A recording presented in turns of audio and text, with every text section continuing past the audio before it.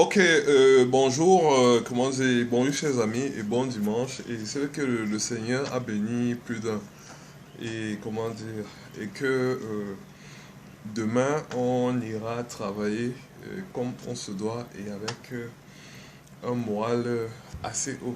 Car j'ai toujours de bonnes nouvelles et ça rassure ceux qui se comportent bien. Parce que moi je suis un gestionnaire. Et ce qui se passe, c'est que le gestionnaire est, comment dire, euh, euh, a des qualités. Et ne se dit pas gestionnaire n'importe qui.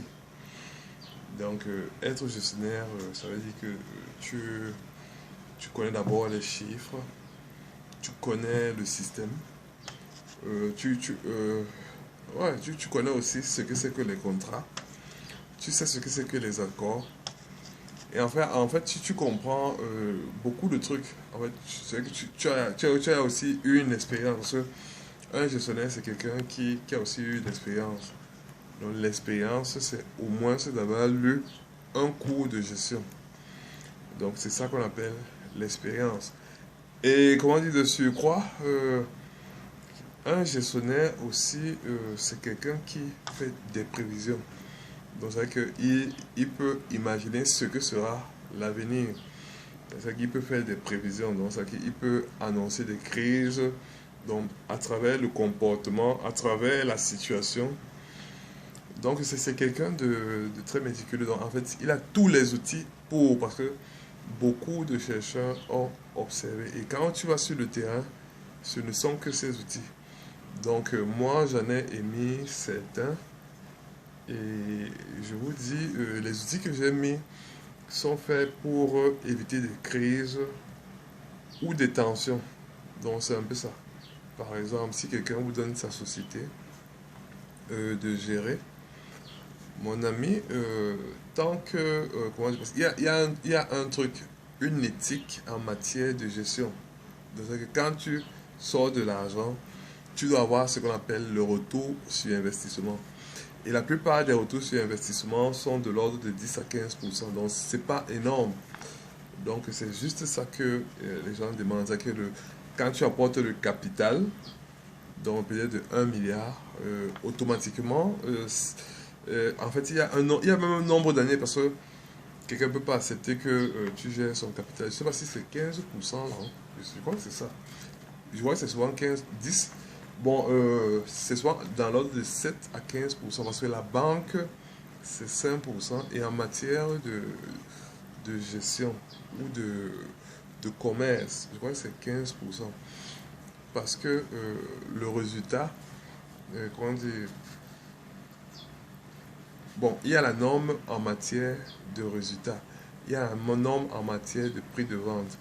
Donc la norme en matière de prix de vente est que pour ne pas voler comment dire, le public, il faut que comment dire, la marge bénéficiaire soit n'excède pas 30%. Donc ça c'est la norme édictée par ISO et IFRS. Oui, c'est ça qu'ils ont édicté. Donc ça veut dire que si peut-être moi j'achète un produit à 100 francs et comment dire, je devrais le revendre au maximum à 130 francs. Ce qui veut dire que on peut donc fixer les rapports du retour sur investissement. Donc c'est que c'est dans l'ordre de la banque. Donc comme l'intérêt ou comment dire, ça dépend de comment dire, de la difficulté ou économique ou je sais pas quoi. Mais quoi qu'il en soit, c'est entre 7 et 15%. Bon, je vois peut-être 12, 10. Parce que faire aussi des chiffres, c'est pas facile. Avec des charges terribles. Donc, on va dire que la fourchette en matière de retour sur investissement, c'est 7 à 12%. Donc, ici dans notre pays. Ou voire 15%, parce qu'avec les méthodes que j'ai apportées, on n'a pas droit, comment dire, à l'erreur. Donc, c'est vrai que le résultat est d'un ordre de 30%.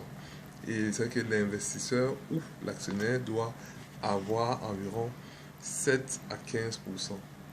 Donc, maximum. Donc, si quelqu'un investit 1 milliard alors il doit avoir entre 150 millions l'année à, comment dire, 70 millions l'année. Donc c'est à peu près comme ça. Donc c'est dans ces normes. Donc allons en puissance. Donc allons en puissance s'il vous plaît. Ceux qui ne savaient pas, il faut lire vos cahiers parce que avant de se muer en gestionnaire, il faut quand même lire. Parce que chaque année, comment dire, la législation change, il y a des prix Nobel, il y a le contexte qui change, comment dire, il y a beaucoup de trucs qui changent. Donc il faut lire. Donc je vais dire ce qui est en matière de, comment on appelle ça, en matière de retour sur investissement. Ok, donc montons en puissance. Et comment dire, il y avait un point que je voulais. Je parlais de. Ah bon, je crois que c'est ça. Donc je parlais des accords. Donc comment dire, ou des accords, parce que la plupart des politiciens, comment dire, la plupart des temps, euh, pour définir ce qu'on appelle peut-être politique, donc il faut connaître la définition. Bon, je vous pose, qu'est-ce que c'est qu'une politique? Pour savoir les problèmes liés à la politique. Donc moi, je ne sais pas ce que c'est que la définition de politique. Mais je sais que on nous a appris que, comment dire, on nous a appris, en fait, moi, mon domaine, c'est l'économie, parce que moi, je ne m'intéresse pas trop à ce qu'ils appellent politique. Parce que moi, je sais qu'il y a politique des prix, politique marketing, ou je n'ai jamais entendu, comment on appelle ça, politique simple. Donc, c'est vrai que politique existe. Donc, c'est vrai que s'il y a politique, donc c'est vrai qu'il y a peut-être des petites politiques telles que chez nous, la politique des prix, d'autres la politique marketing, ou la politique de gestion, oui, ou la politique, comment dire, comment on appelle ça? La politique des banques, ou la politique d'un homme politique, donc, ou la politique de quelqu'un qui fait de la politique. Donc c'est ça, donc c'est vrai que la politique c'est une sorte de loi, mais qui n'en est pas une loi. Ben, si on parle de politique d'une seule personne, ça c'est la loi. C'est vrai qu'il y a le législateur. La politique c'est un truc, comment on dit, comme, oui, donc genre un vote. Ça peut être un vote, ça peut être des accords, des ententes. Donc c'est tout dans l'ordre de la politique. Quoique chez nous, pour définir peut-être la politique des prix, donc ça peut être, comment dire, de l'ordre de l'État. C'est-à-dire que si l'État est dans la politique des prix, euh, c'est peut-être parce que on a peut-être voté un prix. Ça veut dire que la loi des prix, comment dire, revient de l'ordre d'une personne. Donc c'est un peu ça. Ou des ententes, parce que il y a ce qu'on appelle le prix psychologique. Si peut-être je suis un acheteur, le prix psychologique serait le prix auquel je suis prêt à débourser un peu d'argent pour acheter ce produit ou bien pour l'acquérir, parce que ça c'est des amalgames, achat, c'est des amalgames. Alors que, comment dire, pour un vendeur, comment dire, le prix psychologique serait le prix auquel il serait prêt comment dire, à céder un produit. Donc ça veut dire que là, ce n'est toujours pas la politique parce que là, c'est ma loi. Toi, c'est ta loi. Mais maintenant, on s'assoit. Si peut-être moi, l'acheteur, si peut-être moi, l'acheteur, je voudrais acquérir ce produit à 100 francs. Toi, tu voudrais le vendre à 150 francs. Donc, ce qui est sûr, on peut s'entendre. Donc, toi, tu dis, tu restes sur 550, moi, je dis 100.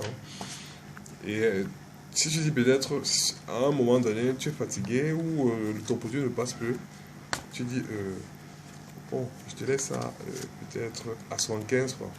Je dis non. Qui t'a mis comment dire, l'arme à l'arrière, tu dis non, pas à 75 francs. C'est que ce n'est plus normal. Parce que moi, je l'avais demandé à 100 francs. Toi, tu me dis 75 francs. Non, c'est que là, c'est déjà un abus. Donc là aussi, c'est vrai que la politique n'est pas toujours une chose de gentil. Donc c'est vrai que comment moi je veux t'acheter ça à 100 francs, toi tu te mets à me mettre ça à 75. C'est que il y a eu un problème. C'est que ce n'est plus, comment dire, une politique. C'est que ça va même au-delà de la logique de ma loi. Ouais, ma loi c'est 100 francs, ta loi c'est 150. Et maintenant tu viens faire, tu viens t'abaisser à 75. C'est que il y a quelqu'un qui t'a fait peur. Donc là c'est pas une politique. Bon, ça c'est difficile à comprendre. Parce que quand la politique naît quand il y a deux lois. Donc quand il y a deux lois. Ok. Allons en puissance. Donc je vous ai dit, la politique des prix reviendra alors à s'entendre. Donc c'est que moi je dis, toi tu dis, bon, petit, je te laisse à 120. Donc je dis, non, grand frère, moi je laisse à 110 francs. Oh petit, c'est quoi? Bon, 115 francs, je dis, oh, à juger.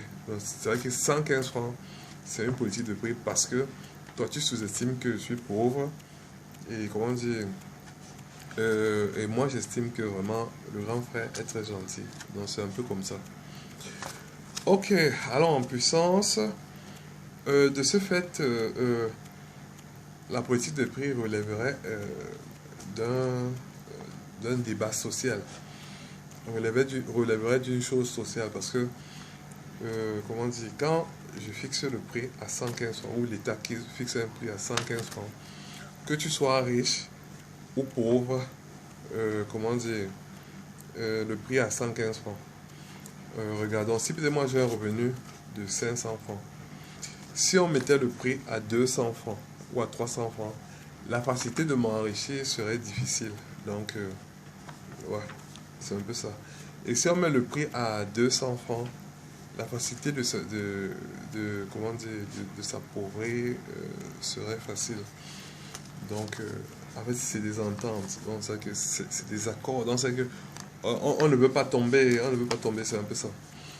Donc, allons en puissance. Donc, c'est vrai que aujourd'hui, j'ai suivi un poème politique. C'est-à-dire que je ne mets jamais, comment dire, euh, comment dire, mon intelligence dans la politique, mais je donne mon accord parce que je suis économiste. Donc, vous voyez, j'ai mon petit truc là que j'ai essayé de monter. Vraiment, moi, je suis économiste. Regardez, quand je vais commencer à... Vous voyez là, exemple, dans mon domaine. Allons en puissance. Donc, j'ai suivi M. Mélenchon dans son débat. Il disait que les accords politiques avant d'agir et rappel de règles écrites, si, bon, dans les accords politiques avant d'agir et rappel des règles écrites, si écrites. Donc, parce que, en matière de politique inter-État, moi, j'ai aussi appris ça aujourd'hui, hein, parce que me voici, je suis en jour de dimanche. Bon, je ne sais pas quel dimanche c'est, mais c'est que c'est le dimanche de... Parce que moi, je ne suis pas là. C'est le dimanche de la fête de la femme, 8 mars. Donc, je ne sais pas quel dimanche, je ne sais pas quel jour. Donc, si on m'a dit que c'est mardi, je monte 7. Donc, nous sommes le 6. Donc, je ne sais pas, parce qu'en matière de politique, quand tu mets ta bouche, on commence à, comment dire, à croire que tu deviens politicien. Moi, comment dire, j'ai un master 2 en finance. J'ai fait des cours d'audit en troisième année. C'est parce qu'on m'a dit que les auditeurs, comment dire, sont secoués, que j'ai continué en finance et j'ai fait ingénierie financière. Et je vous dis, l'ingénierie financière, c'est une science qui étudie les montages et les mécanismes. Donc, on n'a rien à voir avec la politique. Donc, c'est que j'essaie seulement de vous faire comprendre ce que les gens ont dit et de vous faire comprendre les mécanismes et les failles. Parce que en matière de mécanisme, il faut comprendre qu'il y a aussi des failles. Par exemple, si une voiture se gâte, c'est parce qu'on connaît le mécanisme qu'on peut trouver une solution. Donc, voici, Monsieur Mélenchon dit les accords avant d'agir et rappelle les règles écrites, si écrites sont préconisées. Donc, c'est pour ça qu'il fait sa petite réunion. Voilà ce qu'il rappelle. Dans les accords politiques, ou en matière de ce qu'ils appellent politique, que ce soit politique de prix, politique marketing, en fait, la politique, c'est tout ça. Donc, politique sociale et tout, et tout, et tout. Donc, ils remettent, parce que entre États, c'est politique simple. Donc, mais dans politique, il y a des sous-titres. Politique de prix, politique marketing, politique, comment dire, environnementale, politique séchage, politique tapage, politique de sexage, politique, comment dire, politique de bisoutage, politique de suçage, politique d'amour, politique de haine. Donc voilà ce qu'ils disent. En matière de politique, la solidarité militaire, comment dire, la solidarité militaire est préconisée. Qu'est-ce que ça veut dire? On peut appeler qui on veut avant une guerre. Une guerre. Une guerre. Donc, que ce soit une guerre militaire, civile, ou je sais pas quoi. Donc, la plupart du temps, c'est une guerre militaire. Donc, eux disent que, en matière de politique, la solidarité militaire, donc, c'est que, dans ton. Par exemple, oui, la solidarité, je vais expliquer. La solidarité militaire est, comment dire, est normale. Donc, on peut appeler qui on veut avant une guerre militaire.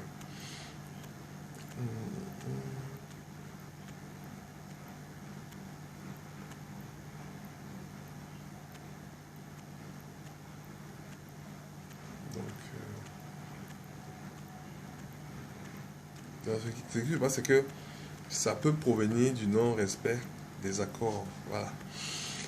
Bon, après en fait, il rappelle certaines choses. Il vous avait dit que, comme vous êtes en train de faire la politique, je vous rappelle ce qu'on avait écrit. Donc, que la solidarité militaire était dans nos accords. Après, il rappelle les différents faits. Le rappel des différents services en sus devant compenser. Rappel des différents services en sus devant être compensés par des dons au pays, par des dons du pays contre lesquels celui qui réclame veut entrer en guerre. Donc, c'est vrai que, comment dire, la plupart des politiciens, c'est vrai que si peut-être moi, j'étais rendu service, donc cela reviendra à dire que si c'est que le service que je te donne est, comment dire, est payable en monnaie ou en don en nature, si tu n'atteins pas tes objectifs, toi, le monsieur à qui on rend service, que ce soit, si peut-être moi, je donne un service de 1 milliard, d'un coût de 1 milliard, et que je viens là, je donne le service, on signe les accords. Ce qui se passe, c'est que si tu ne payes pas les 1 milliard, et que peut-être tu fais la grosse tête, alors il y a ce qu'on appelle les règles, donc on passe à l'étape suivante, les règles en matière de guerre. Donc c'est vrai que c'est ça qu'ils ont édicté. Donc si tu me dois de l'argent et que nous allons à des instances un peu plus hautes, tu dis non, je ne donne rien parce que vraiment ta tête ne me plaît plus. Alors, il y a ce qu'on appelle les règles en matière de guerre. Allons en puissance. Donc c'est vrai que si je comprends bien les politiques de prix, si on ne respecte pas ça, comment dire, il y a des tensions, il y a la justice. Donc, et au travers de la justice, si on ne peut pas arranger les tensions, alors les messieurs disent il y a le cours sur les règles en matière de guerre, parce que là, c'est l'ultimatum déjà. Donc, à travers les règles en matière de guerre, allons en puissance. Il y a ce qu'on appelle le sabotage. Est-ce que le sabotage est prescrit? Ça, c'est mes questions. Est-ce que le sabotage est prescrit? Point d'interrogation. Est-ce que la désinformation est aussi prescrite? Allons, puissance. Donc, pour compenser, comment dire, pour compenser le service, est-ce que le sabotage est prescrit? Est-ce que, pour compenser le service, ou alors la désinformation pour compenser le service? Point d'interrogation. Voici des pistes, comment dire, édifiantes pour, ou des questions, des pistes de questions édifiantes, parce que ça fait très peur ce que les hommes politiques racontent souvent. Souvent, quand ils parlent, vous ne pesez pas trop, comment dire, ce qui peut arriver. Donc, allons en puissance. Ne serait-ce pas ce qu'avec qui vous avez passé, voilà, ne serait-ce pas avec qui vous avez passé les accords en fait, oui, ne serait-ce pas avec qui vous avez passé les accords, euh, ne devriez-vous pas vous adresser à ceux à qui vous avez passé les accords? Point d'interrogation. Pourquoi mêler tout un pays? Point d'interrogation. Donc, ce qui serait judicieux de faire en matière de guerre ou de politique et tout et tout, parce que nous-mêmes, on a ce qu'on appelle la politique des prix. D'où naît la politique des prix? Des accords. Celui qui ne respecte pas la politique, peut-être, si peut-être je sors dans un quartier, si peut-être l'État fixe le prix, peut-être de mon jus préféré, à 500. Si quelqu'un parvient à, à vendre le jus à 550 francs, alors que moi j'ai soif, oui, c'est vrai, j'ai très soif, je l'achète, mais je peux aller en justice à cause de ces 50 francs en sus.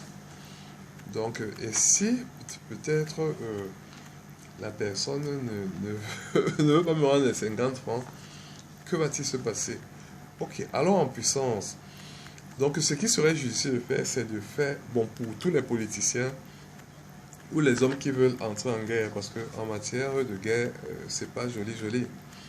Donc, faites une enquête de ceux qui ont peut-être touché, ceux qui ont, comment dire, ceux qui ont, comment dire, qui ont, donc faites une enquête sur ceux qui ont bénéficié de vos services de façon connaissante et non connaissante, même si intelligente, avant d'agir, car le monde, tout le monde n'est pas politicien, parce que c'est un peu ça. Moi, je ne suis pas politicien, je suis économiste, je suis gestionnaire. C'est la raison pour laquelle je parle aujourd'hui. Donc, allons en puissance. Ceux qui disent ne pas savoir ou avoir touché de l'argent ou avoir touché le service que vous réclamez, comment dire, le service, ceux qui disent ne pas avoir, comment dire, touché, ceux qui disent ne pas savoir ce qui se passe, doivent le prouver. C'est-à-dire, c'est que, comment dire, vous faites peut-être une analyse financière sur leurs avoirs, leurs flux et tout ça, et vous les dédommagez. C'est un peu ça. C'est tout. Je crois que une enquête serait, comment dire, même si c'est national, en fait, même si c'est dans tout le pays, parce que comment dire, je sais que c'est ce que les présidents ont écrit. Et ce qu'un président écrit, ou ce que les présidents écrivent vraiment, je ne peux que m'aligner, parce que c'est la loi, c'est le droit, et c'est les plus grands. Donc après Dieu, c'est eux, ça c'est vrai. Donc ce qui se passe, c'est que au que de nous mettre tous dans le même bateau, il faudrait faire une enquête, comment dire, poussée sur ceux qui ont reçu, comment dire, qui ont accueilli les services et comment dire, et ceux qui ont mis la main dessus et peut-être ceux qui ont mal géré, parce que ça peut aussi être un truc de mauvaise gestion, ou ceux qui ont volé, ou ceux qui ont détourné, ou ceux qui ont fraudé. Parce que ça, c'est terrible. Nous, on ne doit pas mourir parce que des hommes en veste, comment dire, veulent rester en veste. Donc, c'est tout ce que je peux vous dire. Moi, je ne suis pas politicien. J'ai toujours longtemps voulu sortir. Et moi-même, on me retient. Donc, en fait, je ne sais pas si on me retient, mais ouf, je n'arrive pas à passer les postes. J'étais en Russie, on m'a ramené, soit disant que, je ne sais pas, que je ne suis pas dans les règles. Et ça me sidère. Comment quelqu'un qui a le bac n'est pas dans les règles. Donc, vraiment, quelqu'un qui a le bac n'est pas dans les règles, comment? Et qui va faire peut-être première année. Donc, ça me sidère un peu. Ok. De toute façon, moi j'ai le Master 2 maintenant. Et je cherche toujours à partir. Tout le monde connaît ce qu'on appelle comment dire, mes inventions. Je n'ai qu'à voir sur YouTube après ça. Et c'est bon. Ok. Moi j'aime le rap. Je n'aime pas la politique. J'ai jamais aimé m'asseoir dans un bureau. C'est la raison pour laquelle je me suis mis en enquêteur. Ok. S'il vous plaît, avant de bombarder, faites des enquêtes.